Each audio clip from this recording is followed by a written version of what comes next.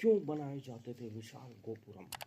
वैदिक देवता आकाश के निवासी थे, इसलिए वे किसी क्षेत्र से बाध्य नहीं थे, लेकिन मंदिर के देवता क्षेत्र से बाध्य होते। उदाहरणार्थ जगन्नाथ ओडिशा से, तिरुपति बालाजी आंध्र प्रदेश से और श्रीनाथ जी राजस्थान से बाध्य। शुरू में मंदिर राजाओं द्वारा ब्राह्मणों के माध्यम से ग्राम देवताओं को प्रदान की गई भूमि पर बनाए गए।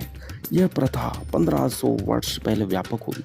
इन मंदिरों के माध्यम से कृषक, धन जुलाहों, हार निर्माताओं, नर्तकों और संगीतकारों तक पहुंचता था। ये सभी व्यक्ति मंदिर के कई रीति रिवाजों व त्योहारों में योगदान करते थे। इस प्रकार एक अर्थव्यवस्था का निर्माण हुआ। प्राचीन काल से आधुनिक काल तक यह पहलू बदला नहीं है। इसलिए मंदिर में प्रवेश करने से पहले उसके आसपास स्थित बाजारों का महत्व समझना जरूरी है। आखिरकार इन्हीं बाजारों में चहल पहल मंदिर की समृद्धि की संकेतक होती है। बाहर से आए श्रद्धालु दुकानों से मिठाई, कपड़ा और दिए खरीदकर उन्हें देवताओं को अर्पित करते हैं। यही दुकान उन्हें भोजन, भेंट वस्तुएं और रहने की जगह भी देती है। इस प्रकार श्रद्धालु वहाँ की अर्थव्यवस्था में योगदान करते हैं और उन्हें वहाँ की कला, हस्तशिल्प और पाकशैली का भी पता चलता है। प्राचीन काल के मंदिर जैसे खजुराहो, भुवनेश्वर और मालमपुरम के मंदिर दीवारों से घिरे हुए नहीं होते थे, लेकिन जैसे जैसे आक्रमण बढ़ते गए वैसे वैसे उनके चारों ओर विशाल दीवारें बनाई जाने लगी। दक्षिण भारतीय मंदिरों में गोपुरम नामक विशेष प्रवेश द्वार होता है। गोपुरम विजयनगर के काल में राजा की महिमा प्रदर्शित करने हेतु बनाए गए। जैसे जैसे राजा आते गए वैसे उन्होंने और भी ऊंचे प्रवेश द्वार बनाए। ये प्रवेश द्वार देवी देवताओं की प्रतिमाओं से सुसज्जित होते थे। ये प्रतिमाएं हमें राजा विक्रमादित्य के सिंहासन की याद दिलाती है, जिस पर पूर्व नायकों के किस्से बताने वाली 32 मूर्तियां होती थी। मंदिर के बाहर की दीवारों पर प्रतिमाएं देवगण की कहानियां बताती हैं।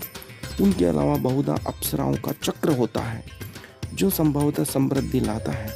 भयानक प्राणियों का चक्र सुरक्षा प्रदान करता है। प्रवेश द्वार पर गंगा और यमुना नदी देवियां होती है। वे मंदिर को संगम में बदलकर हमें याद दिलाती है कि भारत में प्रत्येक मंदिर वैदिक संस्कृति की जन्मभूमि यथा प्रयाग क्षेत्र से जुड़ी शुभ्रता को उत्पन्न करना चाहता है। प्रतिष्ठापित देवता जैसे दिखने वाले 2 रूप द्वारपाल होते हैं। शिव मंदिर में बेताल भूतनाथ, विष्णु मंदिर में जय विजय और शक्ति मंदिर में माया लया द्वारपाल होते हैं। प्रवेश द्वार के भीतर बहुधा मुक्त खड़े स्तंभ होते हैं। यहाँ ध्वजा स्तंभ भी होता है। मंदिर का प्रभाव वहां तक फैला होता था जहां तक ध्वज देखा जा सकता था। कुछ स्तंभों पर गरुड़ को विष्णु की पूजा या अरुण को सूर्य की पूजा करते दिखाया जाता है।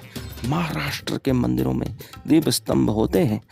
महाशिवरात्रि जैसे त्योहारों में उन पर रखे दीप जलाए जाते हैं। रामेश्वरम और मदुराई के मंदिरों की विशेषता उनके भीतर के गलियारे हैं, जिनमें लंबी पंक्ति में स्तंभ होते हैं। वे अपने रंग बिरंगे छतों के लिए भी जाने जाते हैं। मुख्य मंदिर में साधारणतः स्तंभों वाला सभागृह होता है, जिसमें श्रद्धालु दर्शन के लिए एकत्रित होते हैं। सबसे भीतर गर्भगृह में देवता होते हैं, पर्दों से छिपे और दियों से प्रकाशित होते हैं। गर्भगृह के ऊपर विमान या शिखर नामक पिरामिड या त्रिकोण के आकार की संरचना होती है। जैसे जैसे निर्माण करने की तकनीक सुधरती गई और राजाओं की सत्ता बढ़ती गई, वैसे वैसे उनकी भव्यता भी बढ़ती गई। मंदिर के चारों ओर के पथ देवताओं की परिक्रमा की जाती है। साधारणतः और विशेषकर वैष्णव मंदिरों में केवल पुजारियों को गर्भगृह में प्रवेश करने की अनुमति होती है। कभी कभार देवता रथ में तथा पालकी पर सैर करने मंदिर के बाहर आते हैं। यह उन श्रद्धालुओं के लिए शुरू किया गया जो गर्भगृह में प्रभु के दर्शन नहीं कर पाते थे। इसी प्रकार रामझरिया क्षेत्र में है, भारत के मध्य प्रदेश में स्थित यह मंदिर लाखों वर्ष पुराना इतिहास को संजोए हुए हैं। जब लाखों वर्ष पूर्व भगवान श्री राम, माता सीता, लक्ष्मण सहित इन झाड़ क्षेत्र के वनों में विचरे थे और रामझरिया में कुछ देर के लिए रुके थे, कुछ दिनों के लिए रुके और यहाँ भगवान शिव लिंग की स्थापना की गई थी।